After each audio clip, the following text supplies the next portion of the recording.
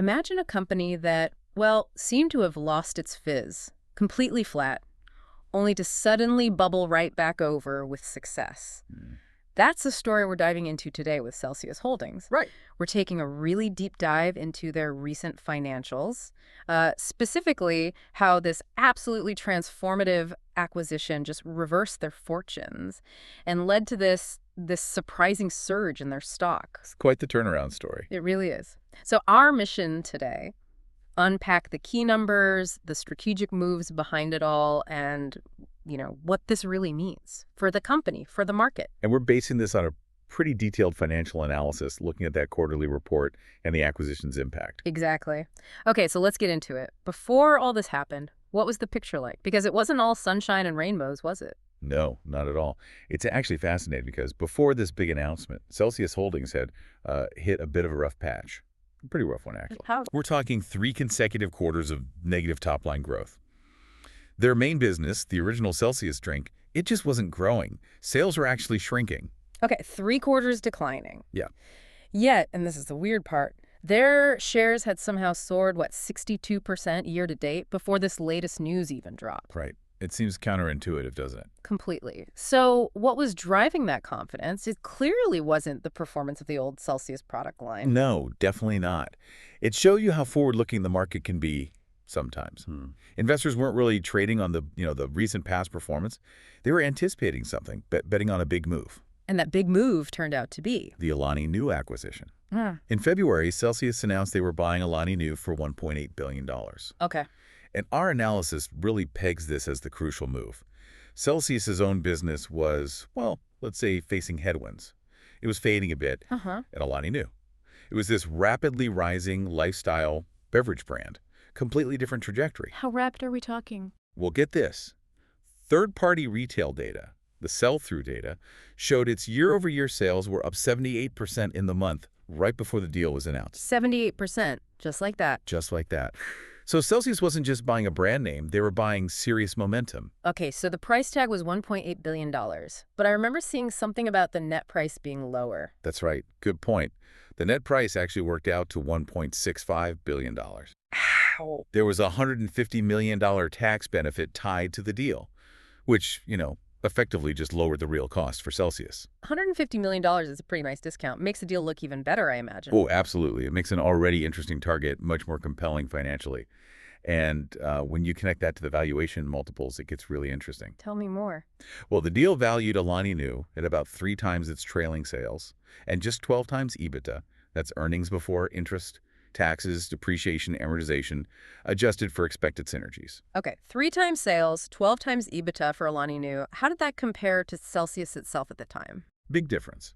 Celsius, which we described as kind of lifeless, then based on its growth, was trading at an enterprise value of 4.4 times trailing sales and a whopping 37 times EBITDA. Wow. So they bought this high-growth asset, Alani Nu, at a significantly lower multiple than their own stock was trading at, even though their own growth was negative. Exactly. It really highlights the strategy. Wow. Acquire strong growth at a, frankly, favorable price compared to your own valuation. It's a classic move to reset the narrative, especially when your core business is sputtering. A very smart move, it seems. Then we had what the analysis called the second pop in May. Right, the second pop. That was when Celsius confirmed the deal had officially closed right at the beginning of April. Which meant Alani Nu's performance would be fully baked into Celsius's second quarter results. No question about it. Full contribution. Did the market fully grasp just how big that contribution would be? Or were they surprised? I think, judging by the results, they were definitely surprised.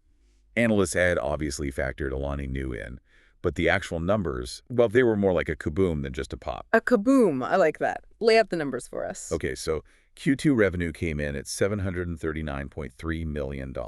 That's an 84% jump compared to the same quarter last year. 84% year over year. And what were analysts expecting? The consensus models were forecasting more like a 64% jump. So Celsius beat that by a huge margin. That's significant. And how much of that total revenue was actually from Alani Nu? A massive chunk. Alani Nu clocked in $301.2 million in revenue for the quarter. Wow. Which means, if you do the math, it accounted for 89% of the total increase in revenue year over year. 89%. Incredible. So Alani Nu was basically the entire growth story for the quarter, almost. Almost. And what's even crazier is that its own growth seemed to accelerate even more. Its year-over-year retail sales, which were already high, soared to 129% in the second quarter. 129%. That brand is just on fire. Absolutely. Yeah. A real rocket ship, like you said.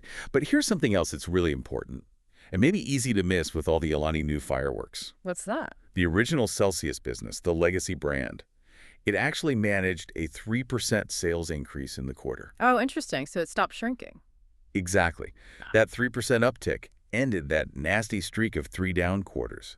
So it wasn't just Alani Nu carrying the whole company. There might be some stabilization, maybe even some positive synergy happening for the core brand too. That is a critical detail. It suggests it's not just bolting on growth, but maybe improving the whole operation. Okay, let's talk bottom line, profits. Because the analysis said the real fireworks were there. They absolutely were. This is where it gets even more impressive. Analysts were projecting adjusted earnings per share, or EPS, of about $0.24. Okay, 24 cents. And how did that compare to the previous year? Well, that projection would have actually been a dip from the $0.28 Celsius earned on its own a year ago. So the market was expecting the costs of the acquisition, maybe integration challenges, to weigh on profits initially. Makes sense.